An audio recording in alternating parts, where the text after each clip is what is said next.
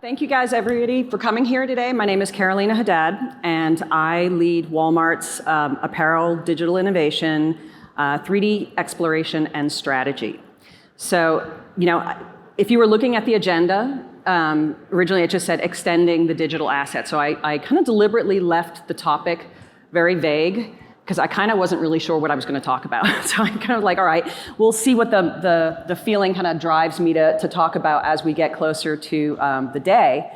And I was kind of going back and forth on what I wanted to really kind of have this chat about. And I realized I wanted to have a conversation.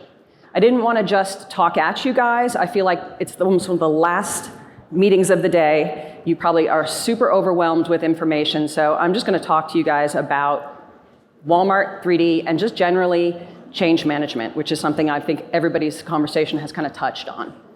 So part of this discussion that I'm going to have is also showing a video, and it's a video that we partnered with Browseware to create, and it's just a really quick 2-minute video, but we felt like it was a really important way for us to kind of share where we've been and where we're going when it comes to 3D.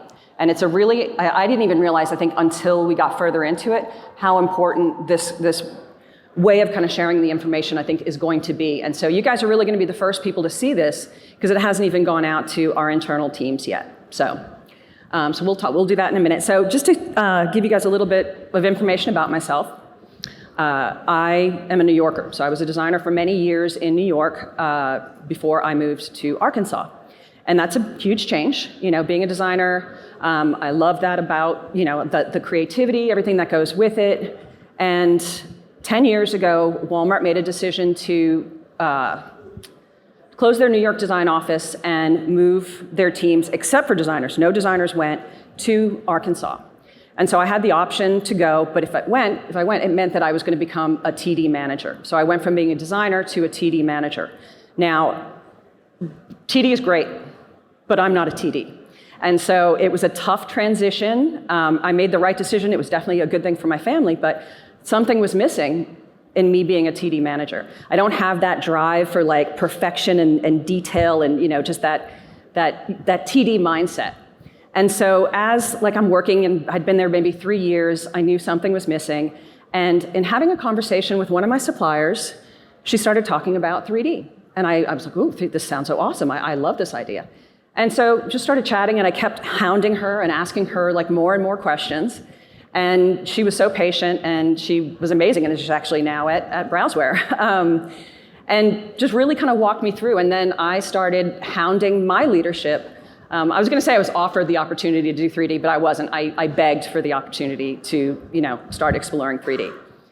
And from there, that was 7 years ago, and it's been this amazing journey, and it's like the best thing I ever did, because I realized what was missing. I was missing this ability to solve problems, and I didn't realize how much design is a problem-solving function. I mean, you're solving the problem of what to wear, what's flattering on me. There's just so many decisions that you make when you design, and so moving into the 3D part, I was problem solving again, but it was just different types of problems. And it was at a point where I realized that 3D was the answer to all these questions that I didn't even know I needed answered. So, how do I shorten the calendar? Okay, 3D. How do I reduce waste? 3D. How do I improve design? 3D. Even to the point of how do I participate in the metaverse? Yes, you guessed it, 3D. So yes, that is an incredible oversimplification. I know it's not that easy, but it really is the answer. And I know you guys, everybody who's in this room has gone through they're in some stage of it, whether it's exploration or you're further on, you're in it. So you all know, I'm not trying to preach to the choir here. We all know this, but it was a learning for me, and I was so glad that I was given this chance to really kind of dive in and do this, because otherwise I don't think I would have lasted as a TD manager. I don't know if I would have lasted in Arkansas. So with this, I'm trying to think, how can I explain this? When we did this, I thought it was going to be so easy. So I thought, because we had this great answer, that it was going to be I was so naive. Trying to change a company like Walmart and to move that needle with Walmart was a lot harder than I thought it would be. But I mean, I'm glad obviously that we did it, but it was definitely a longer haul. So like I said, 7 years now, we've been doing this. We've got so much to show for it, yet it's still 2 steps forward, 1 step back. Now that still leaves us further ahead, but for us to stay relevant, we need to be moving this. And so with that, we decided to do this video. So this video, the reason for this is it's a way for us to share with our leadership where we're at, like as I mentioned, but it's not just leadership, it's also the rest of the enterprise. So I am part of an XR council, and it's 3D leads from all over the company. Now, when we first started meeting, nobody even knew that Walmart was doing 3D, like in apparel. But yet it came when we started talking about it and the numbers that we were reaching, that we were further ahead than any other part of Walmart in terms of apparel. We are 100% sampled in 3D in private brand apparel. No other area of the company can say that.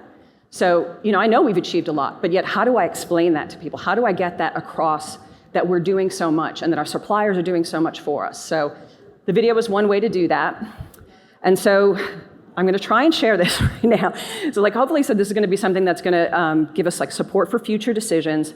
I am just hoping that this will work. Of course, I'm talking right through and I didn't even share any of the slides. So yeah, me, Carolina Haddad, that's my avatar.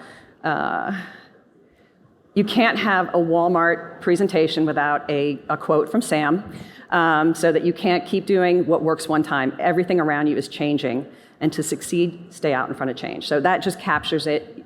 We have to keep moving, we have to keep changing. He was really good about that, is really anticipating what needed to be done in terms of change. So this is the video. A t-shirt, jeans, a dress. Not many products are more personal or emotional for our customer than apparel. They have high expectations for style, relevance, and performance. Traditional methods used to develop into these expectations are time-consuming, wasteful, and expensive. This presents challenges to Walmart's mission for everyday low-cost and sustainably sourced product. A few years ago, we set out to solve this. We began exploring digital tools as a solution to reduce our oversampling and shorten our calendar. Our focus was to virtually replicate the physical characteristics of a garment. This is the digital twin. By working with the digital twin, we can go from concept to creation virtually. This empowers global teams to collaborate, making faster and better decisions while reducing sample waste. Very quickly, we saw benefit beyond product development. The same digital twin used to create product can be used across the enterprise in marketing, operations, and e-commerce, elevating user conversion. Using 3D technology, Walmart is creating exciting new ways to shop, allowing us to virtually dress real people of all shapes and sizes, building customer trust and promoting inclusivity. We are also preparing for a future of augmented and virtual reality. Leveraging 3D digital assets, it is possible to test trends, gather customer insight, and iterate design without ever stitching a garment. Walmart Apparel is leading the fashion industry in the use of 3D technology. We started in one category with one supplier. Today, we partner with over 90 suppliers across the apparel business to build garments in 3D. The past few years have been an incredible journey for us. 3D technology evolved quickly, helping us to save time, money, and especially the environment. By embracing these digital tools, we can connect our total enterprise, bring efficiencies never before thought of, enhance our customers' experience, and support our mission to be their first choice. Thank you for your time, and thank you to Browseware, Comar, and Retail for your partnership in creating this video. All of the Walmart garments shown were 3D. No physical samples were harmed in the making of this video.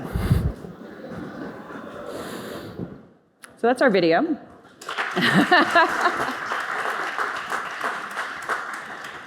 It's funny. It was fun making the video. It was a lot of work, but after all of this, the thing that probably stuck out to me the most was that I showed my husband this on Saturday, and I think he finally understands what I do for a living. It was so much easier when I was a designer to say what I did. And then he said the right thing. He's like, "You look better in person than in the video." I was like, okay, you win for husband, the correct husband phrase. So what'd you guys think? Yay, nay? Does it get the point across? Okay. So one of the pages in there that was the analytics page, I think, is probably one of the most important things. I think people don't understand the scale of what we do. So we don't create the 3D in-house. We have suppliers who do it for us, but we do fit product. So our TDs all work in 3D, and so all the product goes through that fit lens kind of with 3D.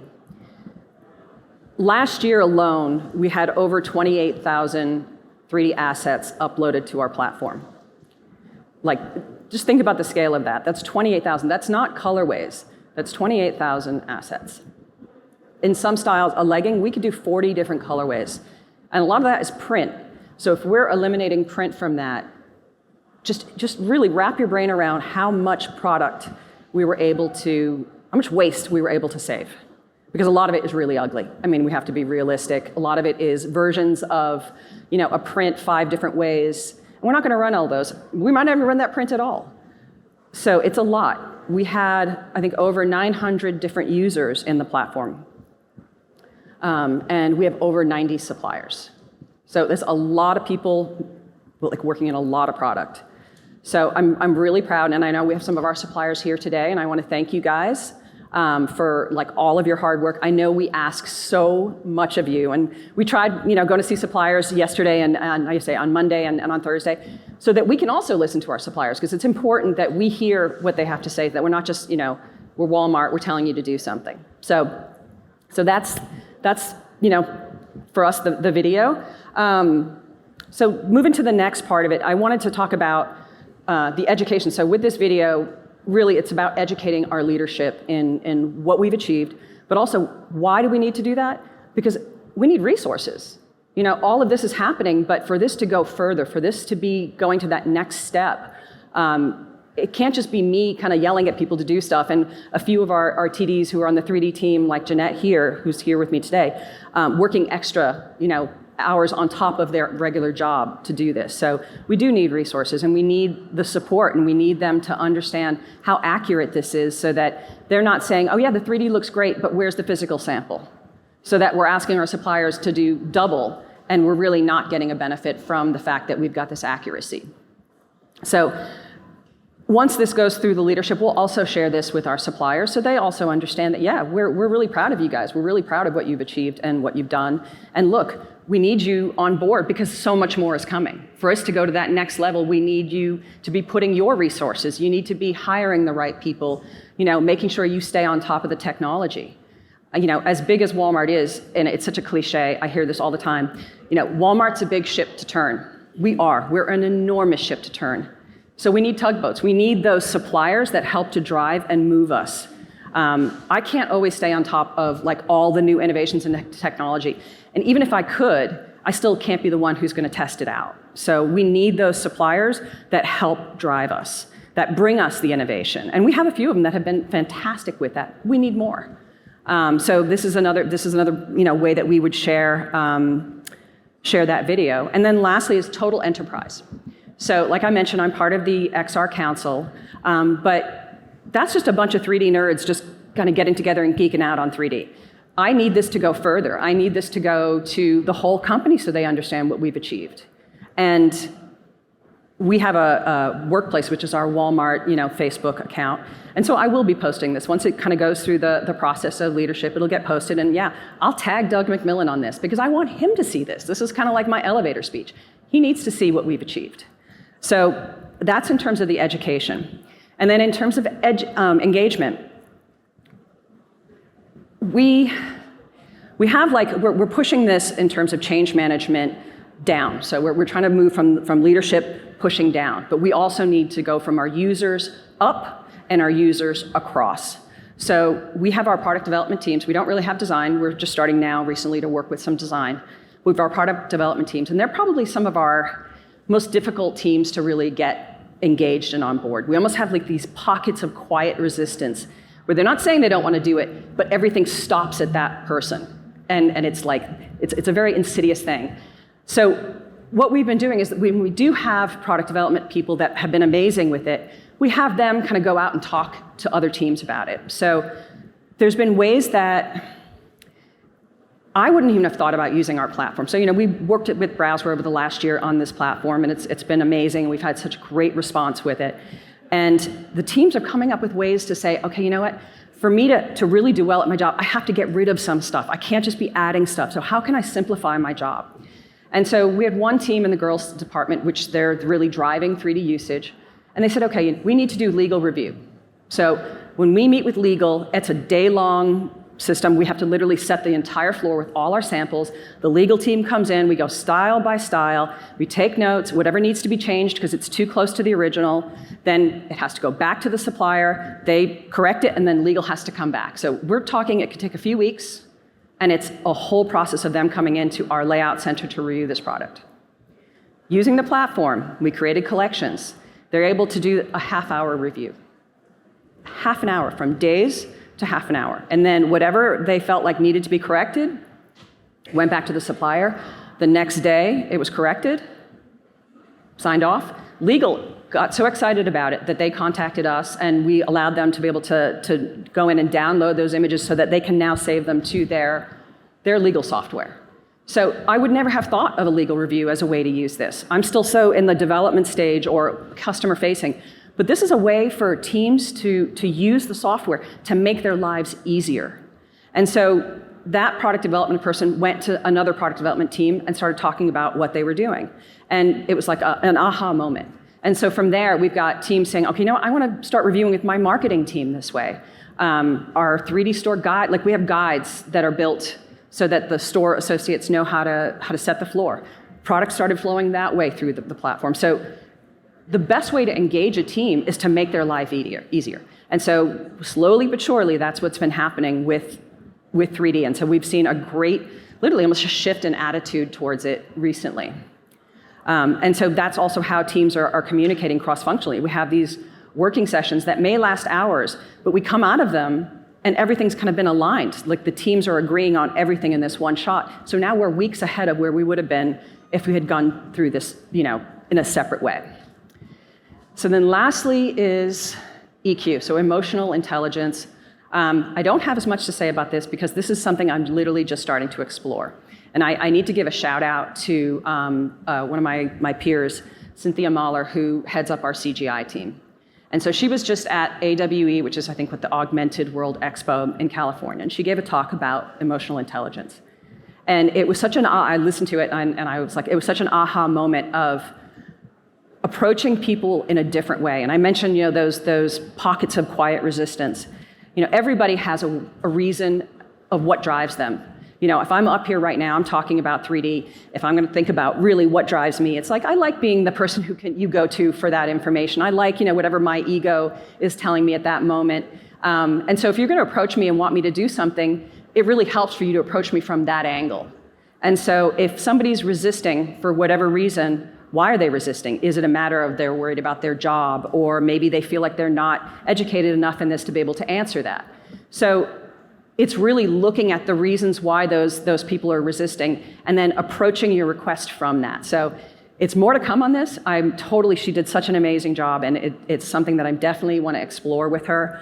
But I feel like when you're talking about change management, anybody that has anything to do with Walmart, we do it a lot. We'll request, but we're literally like, we're telling you got to do something. But that's not always going to work, And so I think approaching this from a different angle, approaching this from the angle of, how can I make your life easier? What do you need to do? Can you give me an answer of, is this working for you? What would work better? And so I feel like, as we start to approach this from that angle, I'm hoping that this will be something that will work. And I think that's pretty much it for me, like in terms of talking. I know that was actually pretty quick, but any questions, anybody? Yes, no, nobody? Nobody, not a single question. Okay, go ahead. I guess she's coming over here with the mic, so.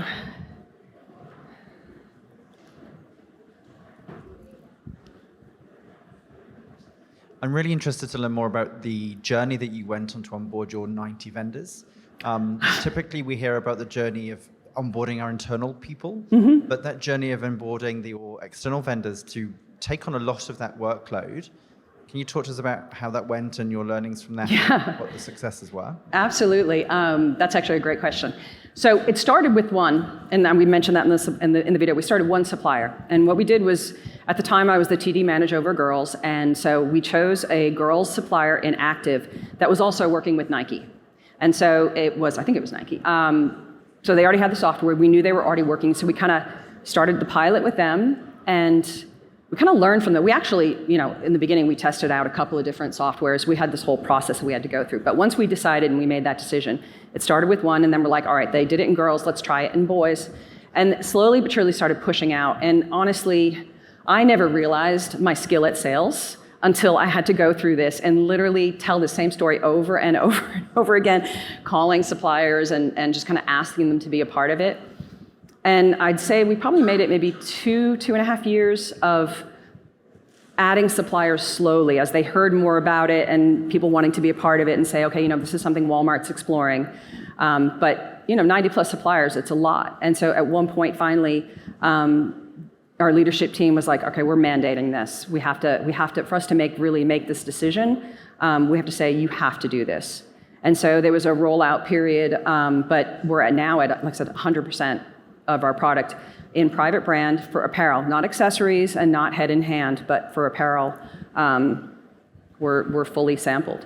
But it took a while, and it's not, it sounds so easy when I say, 100% of our product and 90 plus suppliers, but there's still suppliers that honestly, they're checking the box because Walmart says it, and that's not going to get them anywhere.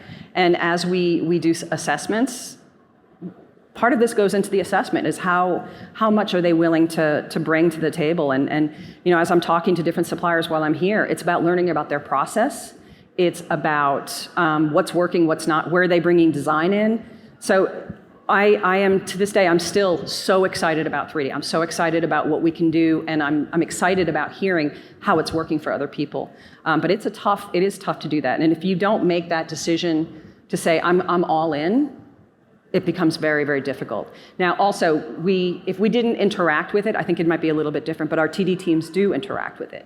And so we do have licenses, and they're able to open and make changes and all of that. So it's almost like a hybrid way of working, but I think so far it's worked. I mean, I'm happy with it.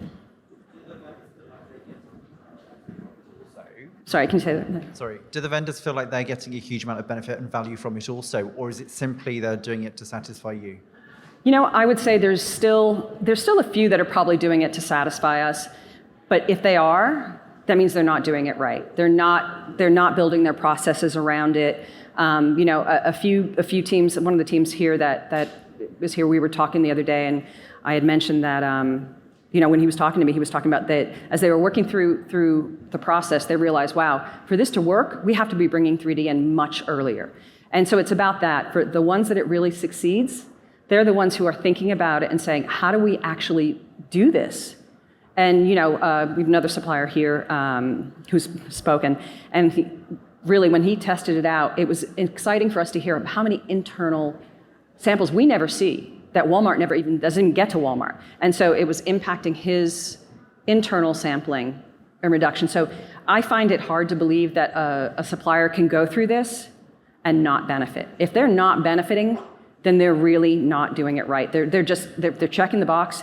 Then you're not gonna survive as we move through the process. And we've had suppliers drop out, and usually that's been a part of it. Is that they're not embracing. It's not just 3D. They're not embracing change. They're not embracing future movement. So does that help? Okay. Hello again, Bernard from Gap. I wanted to thank you for your contribution. It seems like you've done a lot of mileage for Walmart, which is really great. But beyond that, it's no secret, we share a lot of suppliers, we share a 3D provider. You've done so much work as an early adopter to develop workflows and processes. I just wanted to acknowledge that you haven't just had great successes for Walmart, but you've had great successes for competitors and other people who share all of those same suppliers. So thanks a lot. I really appreciate it. And I'm sure there are other people out here who have benefited from the blowback from what work you've done in the last 7 years. So thanks a lot. Great job. Thank you. I'm hoping that was recorded so that I can share that with my leadership at review time. I honestly, I'm an apparel person. I'm not a technology person. I love this. I am passionate about it. I can talk about it nonstop. And you and I have spoken about it like you're like a fellow lover of this. So I appreciate that. It's funny, in the video I say that Walmart is leading the apparel industry. It's not that we're further along than anybody. It's not that we're doing more than anybody.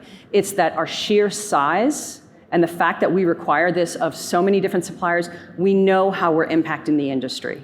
And I hope it's for the better. Obviously, Walmart has a huge push for sustainability. And so even though I haven't been able to kind of stop and really quantify what this does, there's no way you can generate this much product and eliminate this much waste without having an impact. So I'm glad that I know people don't just work with us. That'd be ridiculous. So go out there. If you're not already doing that with other retailers, you should be.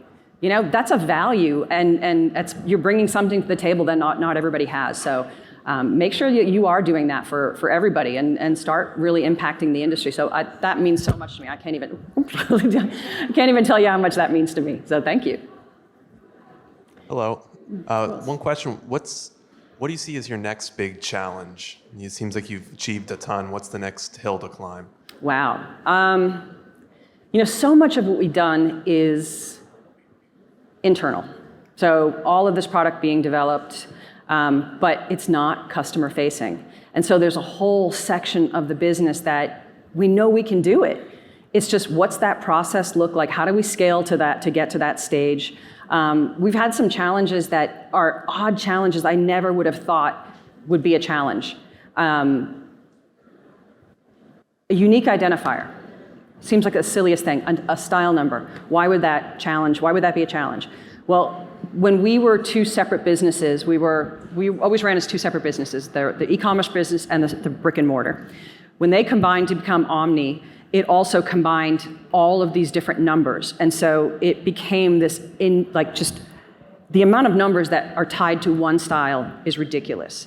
And so I made the joke that it's like I need the Rosetta Stone to literally translate from one style number to another to really figure out where we are. So how do you scale? So if I want to be able to push out to different teams, we're testing for virtual walkthroughs, and in the video you can see some of the floor layouts. I need to push that product to that team. If I'm going to start doing something with e-commerce, how do I push that product to e-commerce? We're working with Zeekit, which is the switch model that Walmart has. But they use a completely different number. So until we can actually manage that kind of data, it becomes a very, very difficult thing. So to me, customer facing is I want to get it in front of the customer. I want them to see what we've done and the value. I mean, everything that's in that video is fake. It's all 3D. I think there was one garment that was actually real. Everything else is fake. But you wouldn't, if you were looking through it as a customer, you wouldn't understand. So why aren't we doing it? So that's a big one for me. Avatars are the other thing that if we can't get believable avatars, then it becomes very difficult. Creepy, dead-eyed, it's too much. Like, I think it's right now, the way the avatars are can be really distracting. So, we've tested things out with Metail, but it's great. It looks awesome. How do you scale up? So that's the next big challenge, I think, for us. Any other questions? Yeah. Hi, I know that you said that you had all of your product development teams were engaged in 3D, but I was curious if you could quantify what % of their work is actually engaging in that 3D that they've learned? Well, so they haven't learned, so it's a little bit different. So in terms of our process, we have roadshows. Suppliers come to roadshows. They provide, designs. In the kids area, we're much further along in the kids area, and it comes down to leadership. So the children's leadership, super forward thinking. And so in their mind, everything, we just need to keep moving forward. The technology matters. And so in an area, I'll use them as an example. They will, at our roadshow, that design stage, our suppliers often come to roadshow with 3D in there. And so we're starting to fit, and we're starting to plan from that 3D really, really early on.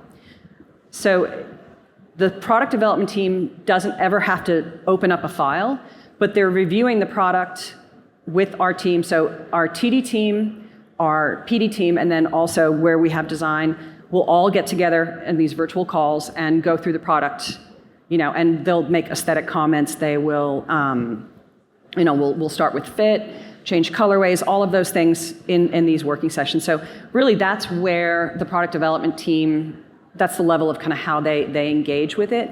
But if they don't want to, then it just, like I said, it stops. And I would say the biggest challenge we had in the first few years of doing this wasn't that our suppliers weren't creating 3D, it was that nobody was commenting on it.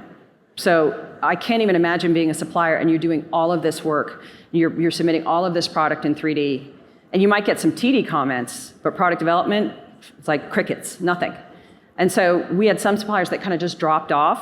They kind of waited it out a couple of seasons to see if we were going to notice that they weren't doing it anymore. But there really is they don't have to do anything except just review the product.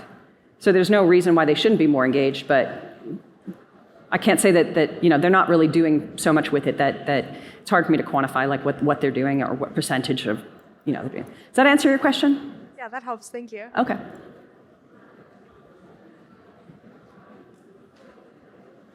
Anybody else?